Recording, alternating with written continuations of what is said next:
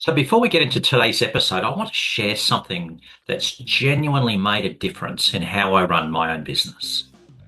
Now, for years, I organized my business using a paper diary, and that worked until one day it didn't work.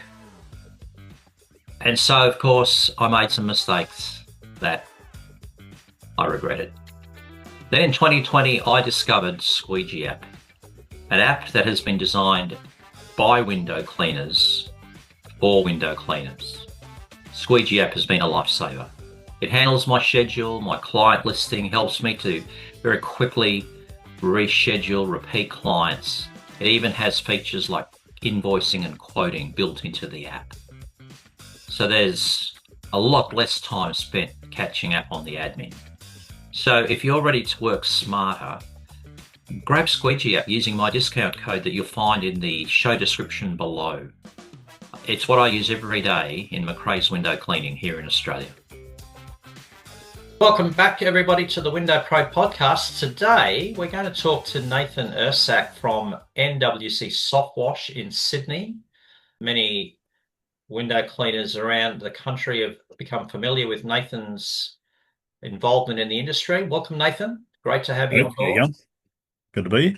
So how did you get into, okay, you're not soft washing right from the get-go, you wet window cleaning. Nah, How did you get into yeah. window cleaning and what do you like about it? Basically, leaving school, I didn't want to go to university, didn't want to get stuck in a full-time job, wanted to have a bit more flexibility and basically make the most amount of money in the shortest period of time, so I could do volunteer work. I had a friend who was a window cleaner. I had a lot of friends that were sort of involved in exterior cleaning one way or the other. And full-on cowboy spec. Night before my first job, I went around to my friend, his house. He was living with his mother at the time. I said, "Hey, can you show me how to do windows? I've got a job tomorrow morning." Did his sliding door probably 200 times and went and made really good money and thought, "Hey, this is pretty good." I think there's a few of us have had that experience. Yeah. A quick little lesson at home and then away we went. So, yeah. So what do you enjoy about, apart from the fact that you make good money in a short period of time, overall, what do you enjoy about the industry? Because obviously you have stayed with it. Yeah. No, I think that's about it, really. Yeah,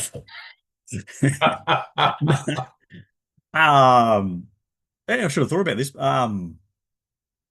I think actually from personal experience now, then that I'm actually in a shop and in one spot too much, it drives me a little bit nuts being going to the same location every day doing the same job.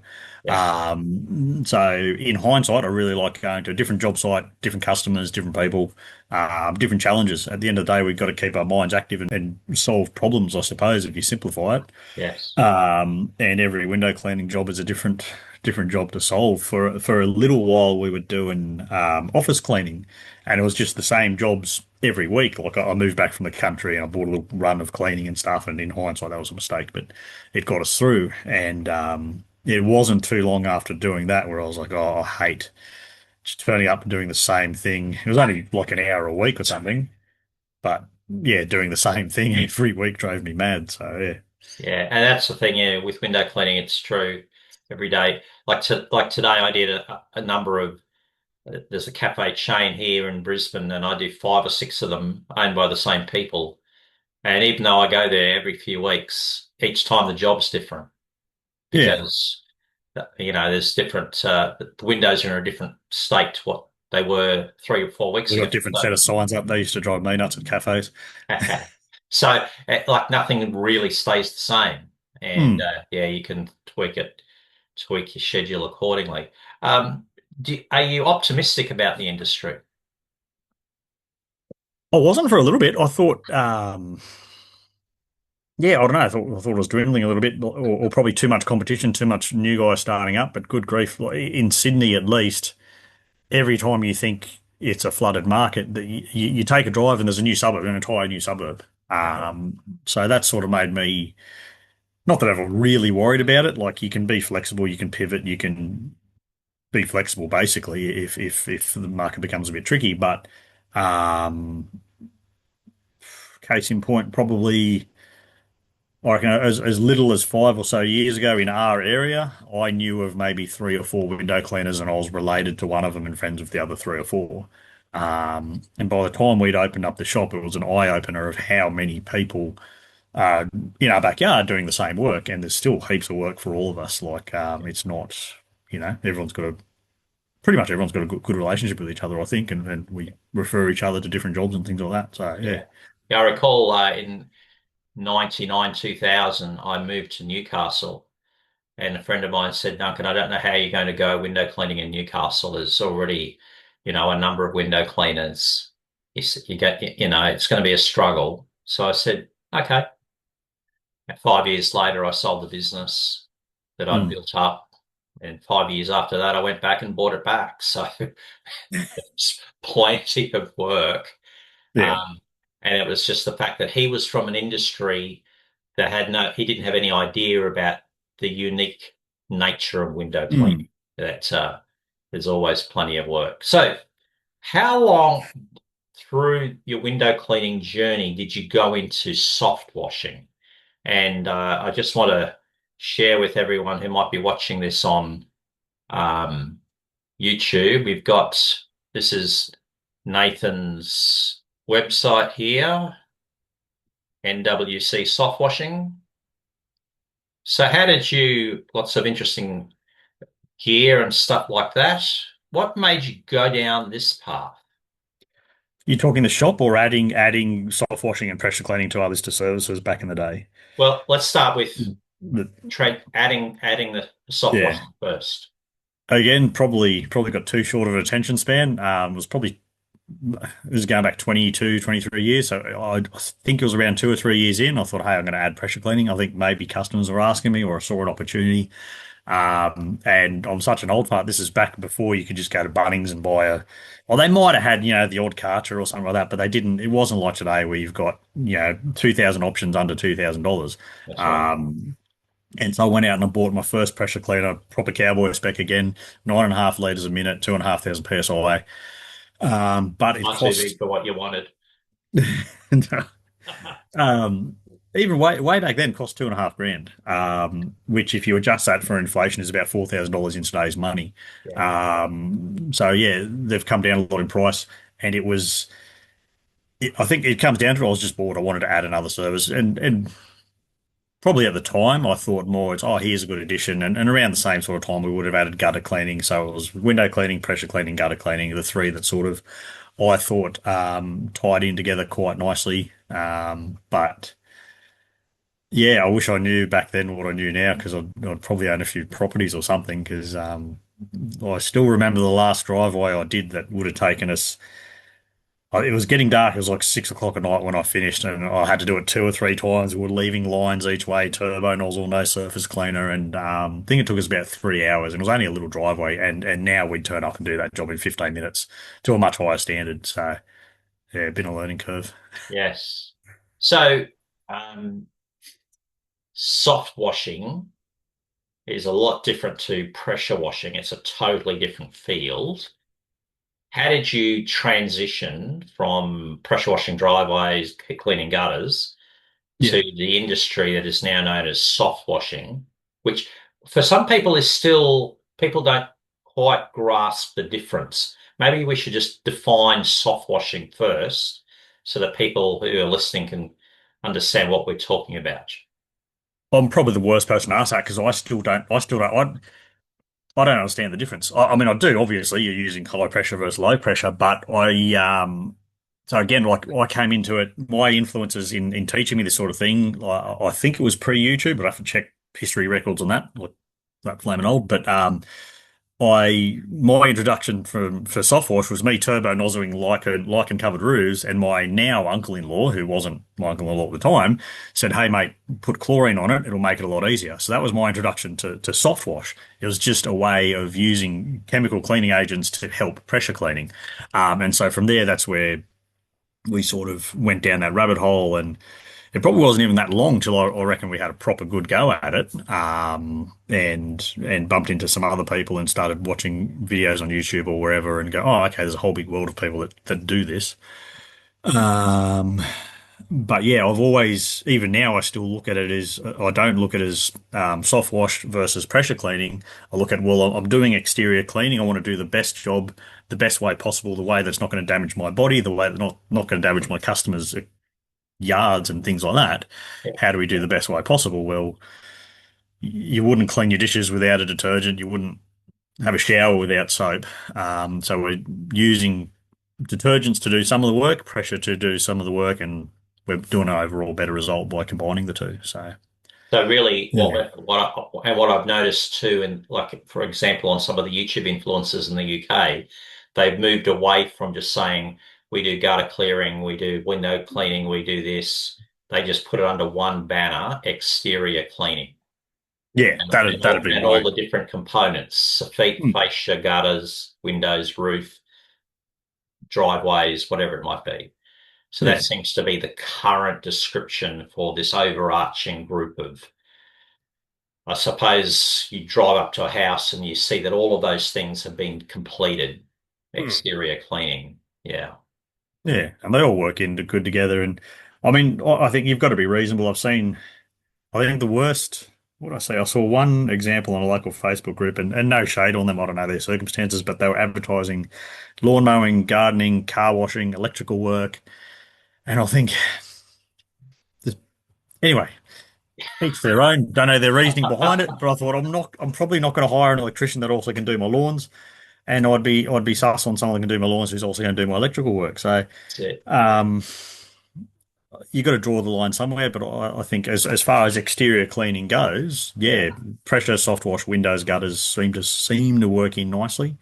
And different areas are going to be different. And I know I lived in a little town for a little bit, and there it's a lot harder to focus on one thing. And if you're in a big major capital city, you can go, nope, I'm just doing windows, and that's good, stick to your guns. But if you think it's logical to diversify, it's a good idea. Yes. So I guess that's this discussion point that we like in a recent podcast I've released on I talk about niching and what it is and different people. So I just niche into window cleaning. I got rid of my pressure washer. I got rid of Yep. my solar panel cleaning, etc. But for another person, niching is the whole exterior of the house. So that's everyone will do it differently. Hmm. Now, how did you get into designing or putting together your own chemicals? So like you're not just going down to the hardware store now and buying some pool bleach and mixing it with water and using that. You've got NWC Housewash Soap. How did you go down that path? And like I use it on some limited Yeah. cleaning. I use your product. How did you go down that path of developing? How hard was it to develop that product? Hard because of my OCD, but it's probably the best accident that ever happened to me. I Well, fill washed a us in. chemical. Yeah, I washed a chemical cleaning plant's building, and I got chatting to the owner, and I told him what I was looking for because what I was currently using was good on a lot of things. I was using an American product, um, but it was lacking in some instances. And he basically gave me a few different things to try, said we can tweak this and tweak that. And I went away with a few different samples and mixed them together and tried different strengths of one or the other and came up with a recipe that really worked good.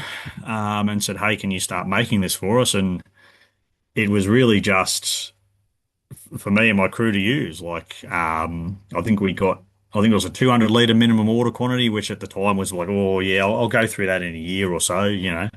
And then other people, friends of friends, started using it and then started selling it, and it snowballed.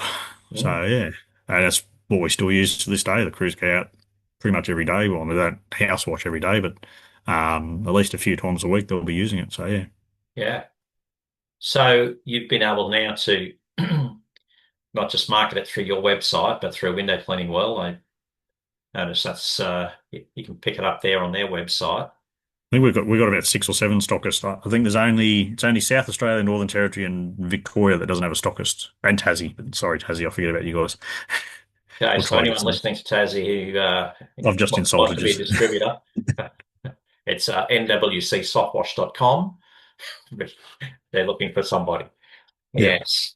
So, And so I was going to say, I don't know if you wanted to hear about the equipment side of things too, but that I won't waffle on too much. But again, it's the people around me. Like I was lucky enough to have friends and relatives in the industry, and one of my relatives has been a pump technician for longer than I've been window cleaning, and so he's always helped me with my builds, which yeah, is I always enjoyed like building my own thing, and every time we did a setup, it got a little bit better, and it got to the point where we were like, hey, let's solve some problems in the industry with some products that'll work, and I think we have. I hope we have. yeah. Well, it's quite impressive your skids that you put together for different people. Like we saw on social media, David Baker in Adelaide, and he's pretty chuffed with what he got off you. Um, I think last week. Again, the fabricators are long, yeah. Of the mate, yeah. That fabricator, we've been friends since we were 17. So, yeah, he does really good works. Everyone that comes in the shop, if there's a skid sitting there, they run their fingers over the weld and go, oh, wow, he's good at welding. Well, yeah, he is. I didn't do it. Now, just a quick reminder that this episode is powered by Squeegee app. It's the tool that I use to handle all of my scheduling and customer relationship management. And it even has features like invoicing and quoting that can really make the organizing of your business so much more streamlined. In the show description of this episode, you'll find a discount code for Squeegee app.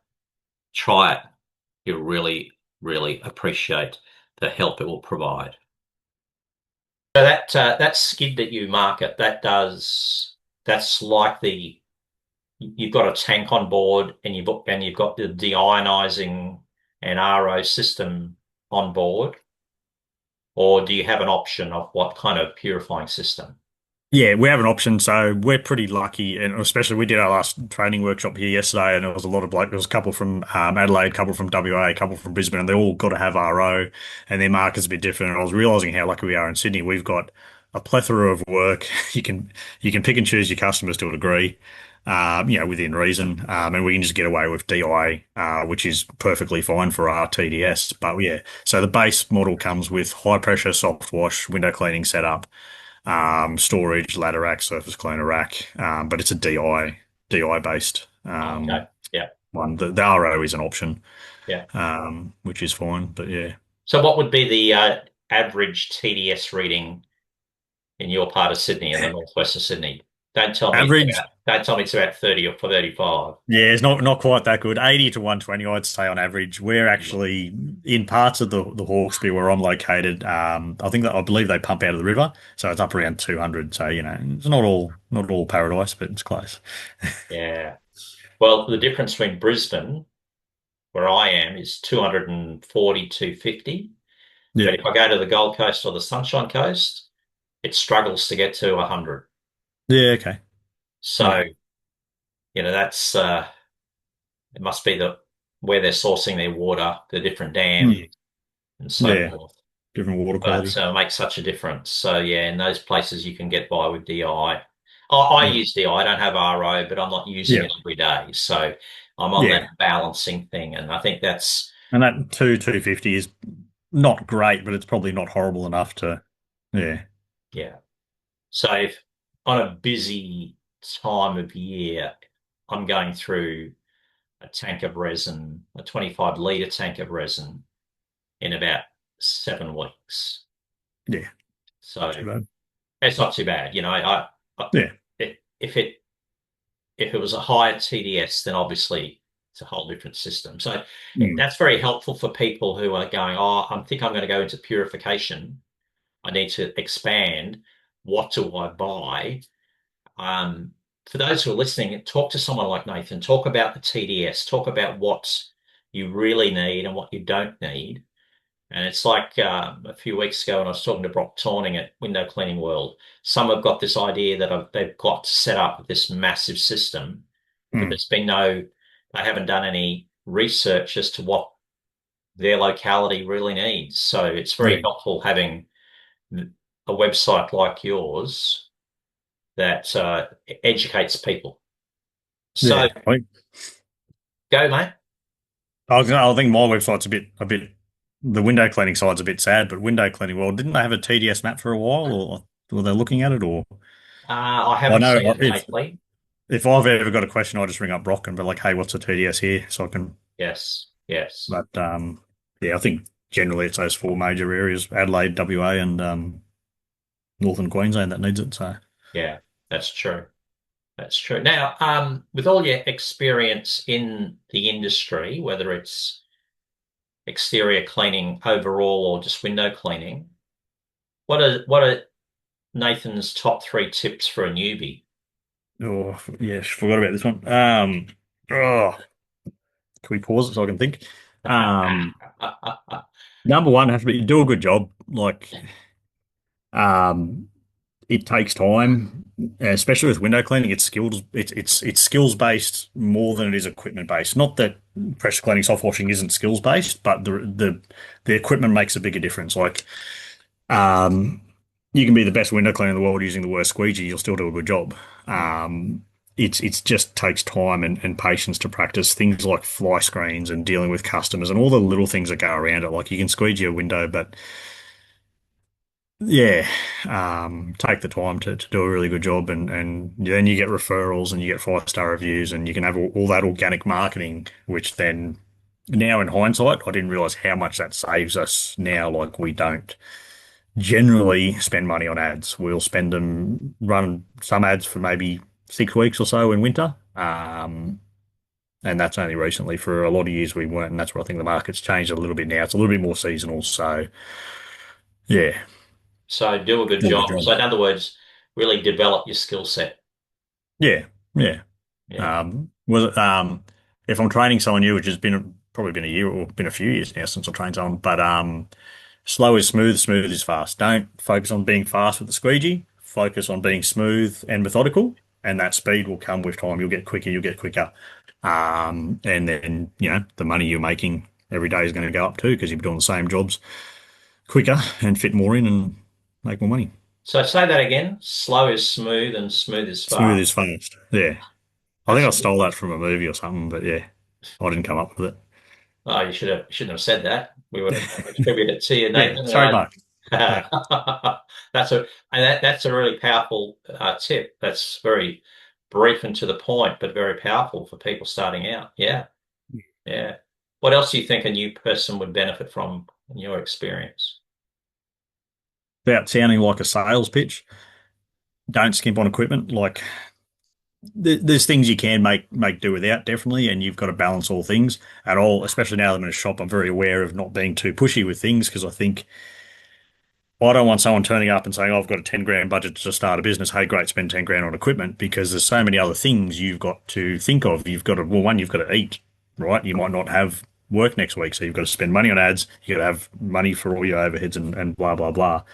And it was easy for me because way back when I started, I was still living at home, but other people they're starting with mortgages and families and things That's like right. that. So Yeah, be balanced. But once you know you like the work, once you know that you have the work coming in and you can get more work, definitely keep a fresh perspective.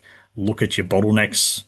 Sometimes they're not equipment, sometimes they're processes and blah blah blah. But source out your bottlenecks and look for where can we be more efficient. Probably the biggest general one is being whether it's water fed or soft wash or pressure. But I've found personally being mounted to your vehicle. I went through a lot of weird, dodgy sort of water fed systems that were mounted to my vehicle. I was quite proud of them at the time, but in hindsight, I could have been a little bit better. So yeah, definitely look at that. Being able to turn up to a customer's house, plug one hose into a tap, run another one out, start putting stuff on glass versus taking a hose reel out, taking a water fed system out. I still remember my uncle-in-law's one that I borrowed, and it was, I don't know if you remember the big like scuba tank DIs. It was a twin scuba tank DI on an old man trolley. It'd take like half an hour to set up before you could do a job. So that an right. hour per job is a lot of time saved. So I'm still using a single scuba tank. yeah, Like these it's ones, 10 years yeah, old, yeah, and the difficulty with some places that I clean is you can't get your yeah. vehicle Get the close hose around. enough to the Yeah, hose, the tap. You've yeah, actually got to take your system. And I'm part of my quoting. Part of my quoting methods is looking for where the taps are Yeah, so that I already know that ahead of time. yeah. It's one of those things that if you plan the job, Mm. and some places the nearest hose is way around the back, so it's a bit. Depends on the area you work in too. Like, especially with the pressure cleaning side of thing, this is a very common conversation I have with customers and say, look, if you work in inner Sydney, where you can 9 out of 10 jobs you can't park right in front of the house, then forget about it. You got to stay mobile.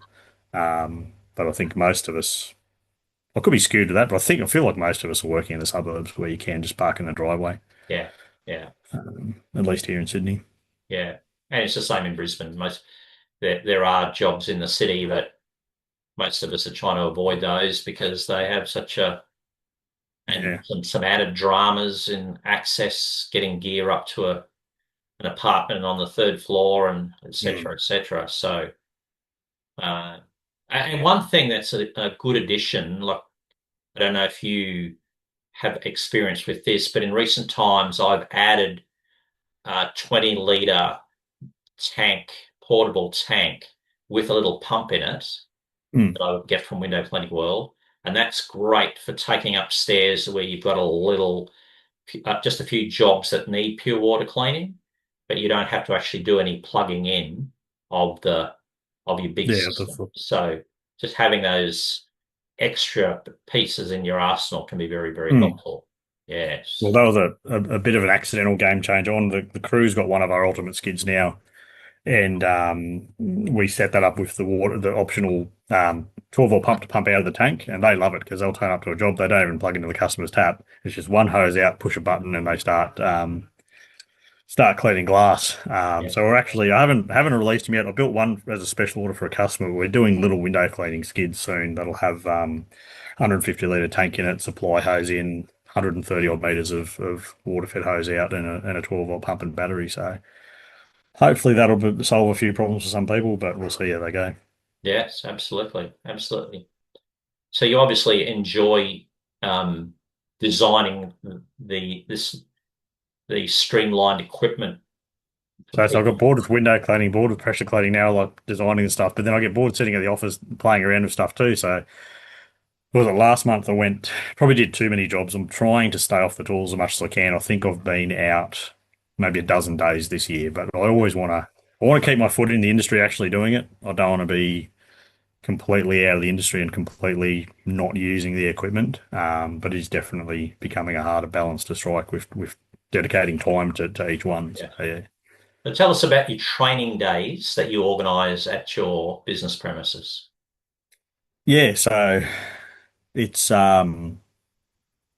I held off on doing them for quite a while because I thought, oh, who the heck wants to hear me speak? But it's basically trying to cram in 22 years of crap stuck in my head into one day. So, and I've realized, especially now that we're in a shop, like there's so many little things that you pick up, um, and it's nothing that, it's nothing amazing about me. It's just I've had those people around me. And when we open it, that's one of the things I mentioned. Like I've even had people, the extreme opposite example. I've had people tell me, "Oh, my relatives were really against me starting an exterior cleaning business." They said, "Oh, what are you going to be a cleaner, right?"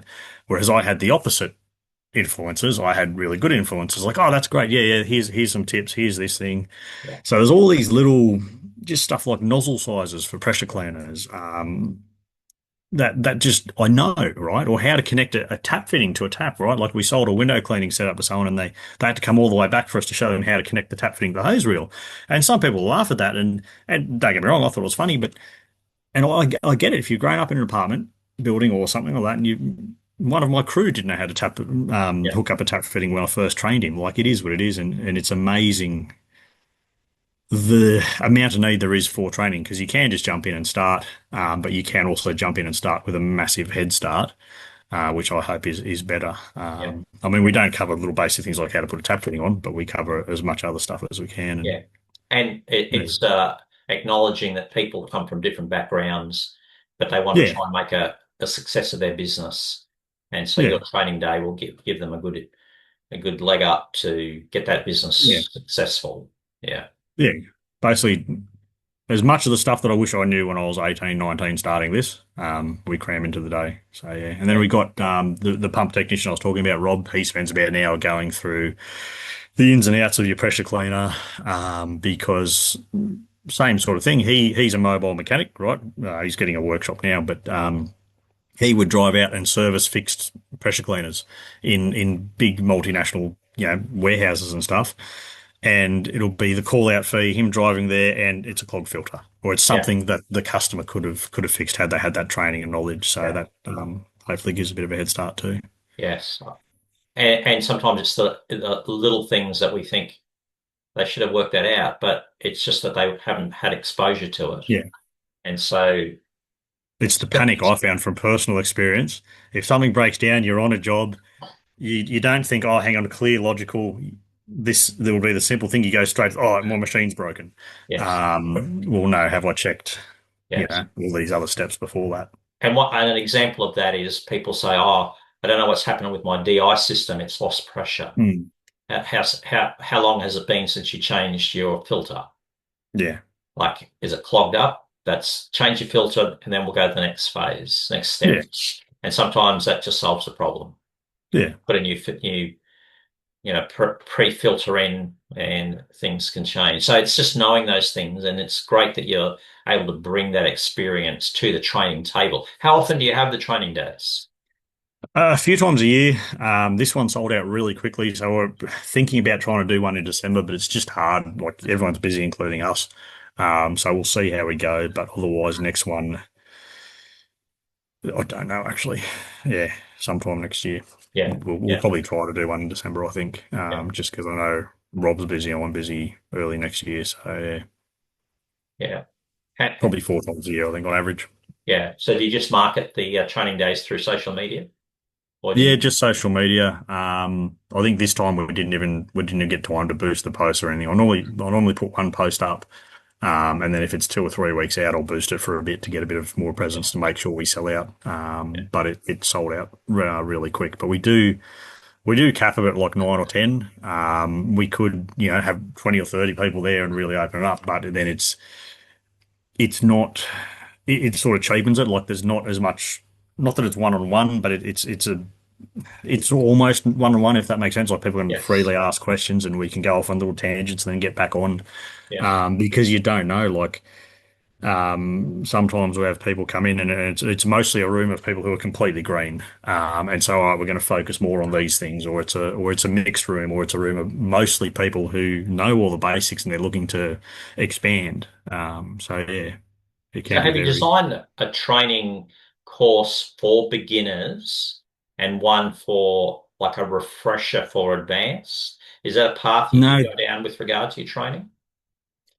I think what I'm actually doing now, I'm trying to get as much of the basic stuff out as YouTube videos and in a what's called a playlist, so we can just say, hey guys, before you come, watch these videos. A lot of it you might already know. If you know it, just skip past it. But we're covering the basic things like your hose sizes, right? Like I get it. I touch 10 different hose sizes every day, but your 3/8, your 3/4, your 1/4, your 10 mil, what hose do I need, right? So I think we've got a video on that. Quick connect fittings, I'll do one on them. We've got a video on nozzle sizing because I found that it was an eye opener to me, seeing how many people in the industry, they'll say, oh, can I have a nozzle for my machine? I say, oh yeah, what size? They go, oh, just the yellow one. Well, there's 30 different yellow ones. The yellow is the angle size, it's not the nozzle size. So I probably talk too fast and I've got to work on doing better videos. But I want to explain things like that in videos so that anyone can watch them. And then when people do come and do the training workshop, they've got that foundation and we can Yeah. build from there. So that's your YouTube videos is your beginner course, and what they do in Yeah. the workshop is actually the next level. Yeah, I guess so. Yeah. Yeah, yeah. Excellent, excellent. So wrapping it all up, Nathan,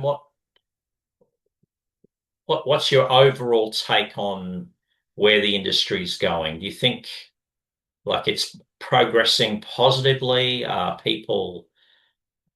What's your take on how window cleaners work together? Do you notice that they've got an abundance mentality? Do they have a scarcity mentality? What's your overall summary of the industry as you see it in 2025? I'd say it's changing, but how it's changing, I don't know. Like it'll do what it does. One thing I have noticed, which isn't no shade on anyone who does this, there's been a massive increase of people that just do exteriors. So I believe they're buying a water fit setup and they just do exteriors. And I get that because if you don't take that time and that patience to learn how to squeegee, it's harder and you don't want to do it. You just want to do the easy jobs, right? I'm kind of on your side there. I like doing the easy jobs. The jobs I will go, nah, sorry, here, I don't do builder's cleans. Here you go, here's someone else's number. But on the flip side, there's really good niche, there's really good money to do the jobs that other people don't want. That's right. And so often these days when Nathan's window cleaning gets a phone call from a customer, their first question before even hello, it's do you do insides? And we go, yeah, we do insides. And yeah, obviously we get the job. So think about that. And again, there's not much reward without risk or time and effort. So if you put the time and effort and risk into learning how to do the insides, you'll open up another market. But yeah, you don't have to. Yeah. So pretty much to succeed in window cleaning, you need to have a good, I hate the gesturing of this camera. Um, to really succeed at window cleaning, you need to have a grasp of the traditional methods of squeegeeing because Yeah, that definitely. teaches you about glass. It teaches you the Mm, different types of glass. And then, of course, you're equipped to move into pure water cleaning because different glass reacts differently to the pure water systems. mm. So I think, as you said, there's a lot of people are just going exterior, so that they're bypassing the basics, and it Yeah. has an impact. Australia is now becoming more like the UK, that where window cleaners only want to do the exterior, they don't want to do the whole Mm. job. Whereas I've 30 years, I've done the whole job, and people are still looking for the whole job. So Yeah. for those starting out, learn the whole job, really get Yeah. skilled at it. So many new jobs will come your way by doing that. So yeah, great tip, Nathan. Great. Thank you very much for your time today, Nathan. It's been Thank you. interesting to learn about the soft washing side, the retail aspect to your business, and the fact that you've got a team out there doing the stuff that we're all trying to do. Enjoy making a living and earning decent money. Enjoy the flexibility. So, thank you so Yeah. much, Nathan. We really appreciate your time with us today on the Window Pro podcast. Thanks, everyone. Well, thank you for listening to the Window Pro podcast. I'm sure you really enjoyed my interview with Nathan Irsak of NWC Softwashing. He certainly provided lots of insights into the whole exterior cleaning industry here in Australia. And for newbies, he had some great tips on getting started in the window cleaning game.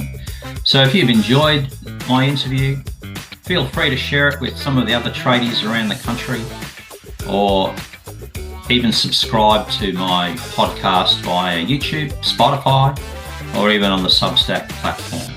And I'd like to thank in advance those who have supported, given me some lovely comments. I've had some great response from different listeners. Thank you so much for your feedback. I really appreciate that. And if anyone is interested in supporting financially the work we do on this podcast, there's an opportunity to have a paid subscription to my Substack page. The link is in the description below on this podcast. Don't forget, of course, this podcast was supported by Squeegee app, and there's a discount code that you can click on if you're looking at changing up your CRM in the business that you're running. So thank you very much for listening. Keep going well in your business, and we'll see you next time on the Window Pro podcast.